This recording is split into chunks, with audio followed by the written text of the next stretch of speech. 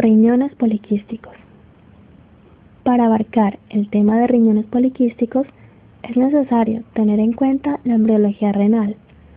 Por lo tanto, empecemos dilucidando que para la formación del riñón se requiere una señal procedente del ectodermo que induce la diferenciación del mesodermo intermedio.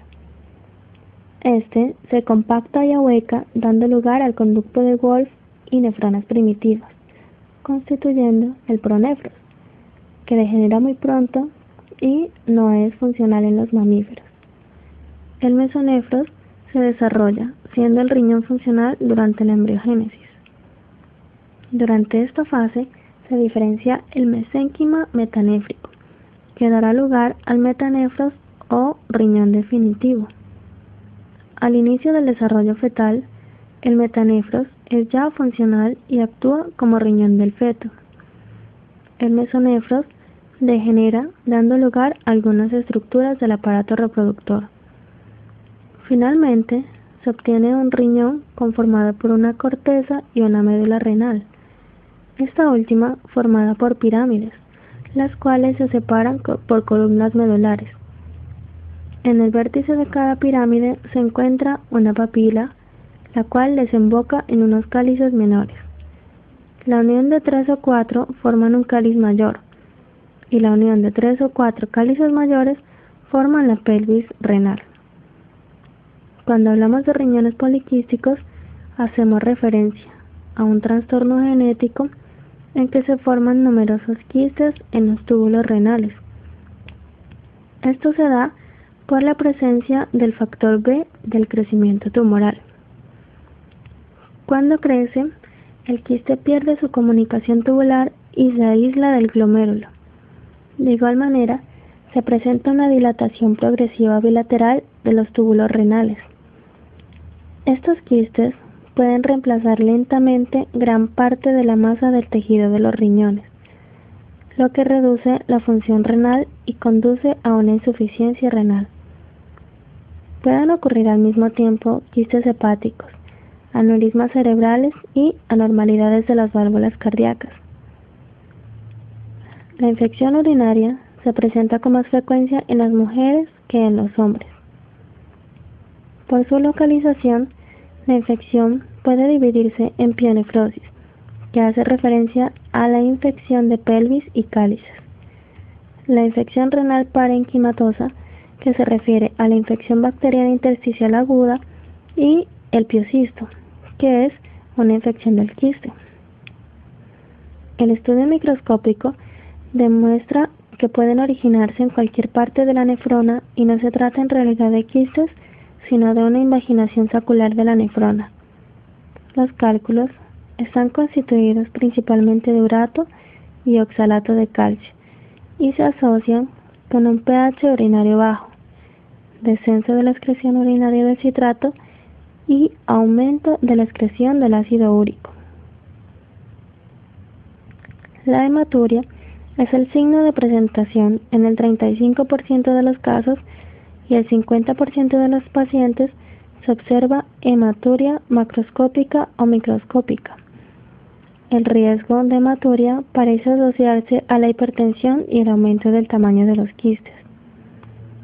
Esta enfermedad se caracteriza por otros signos y síntomas tales como sensibilidad o dolor abdominal, micción excesiva durante la noche, dolor en flanco, infección urinaria, nefrolitiasis, y ciertas funciones endocrinas del riñón también parecen alterarse, reflejándose tanto en la secreción de renina como de eritropoyetina. La secreción de renina se relaciona con la hipertensión arterial. Para llegar a un correcto diagnóstico, se necesita la presencia de 3 a 5 quistes en cada riñón. El análisis genético molecular del locus PKD1 en el brazo corto del cromosoma 16 presenta alteraciones. En un periodo presintomático, el ultrasonido puede detectar quistes. La historia familiar es un elemento muy importante para el diagnóstico, tanto en el tipo 1 como en el tipo 2.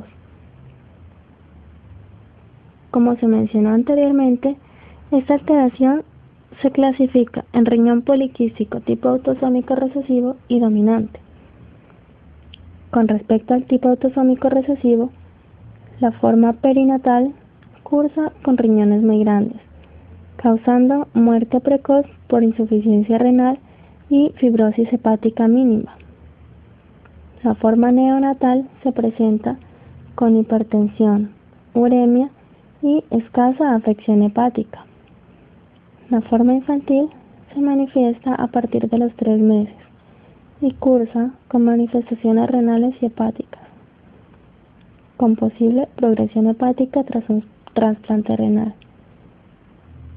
La forma juvenil se presenta en adolescentes y en ella predomina la afección hepática con hipertensión portal.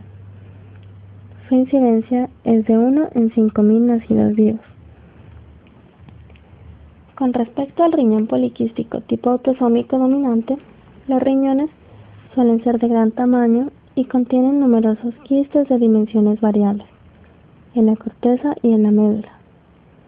Muestran numerosos divertículos en todos los segmentos tubulares.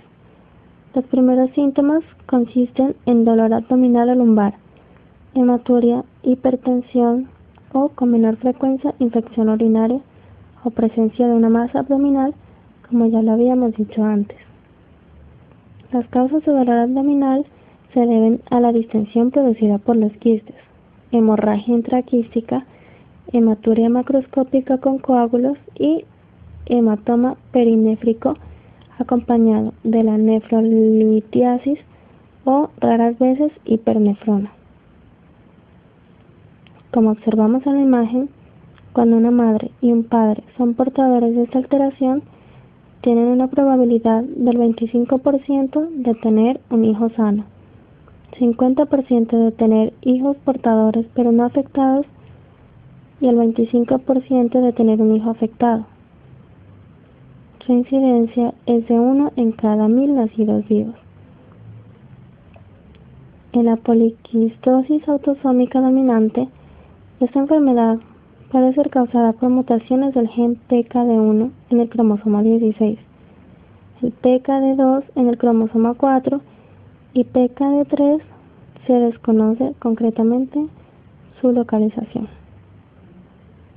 En la enfermedad autosómica recesiva existen mutaciones en el cromosoma 6. También puede ser causada por falla en las nefronas en fusionarse con los túbulos colectores, alteraciones en la función de la ampolla de los túbulos colectores, dilatación de porciones de los túbulos colectores o nefronas, debilidad de la membrana basal, el movimiento invertido de agua y solutos que fluye y efluye de las nefronas afectadas debido a la ATPasa sodio-potasio que medía la formación de quistes e hiperplasia epitelial y celular. Cuando la poliquistosis renal es unilateral, hay un reemplazo de todo o de una porción de uno de los riñones por múltiples quistes simples no encapsulados. No es progresiva ni se asocia con insuficiencia renal o con quistes en otros órganos abdominales.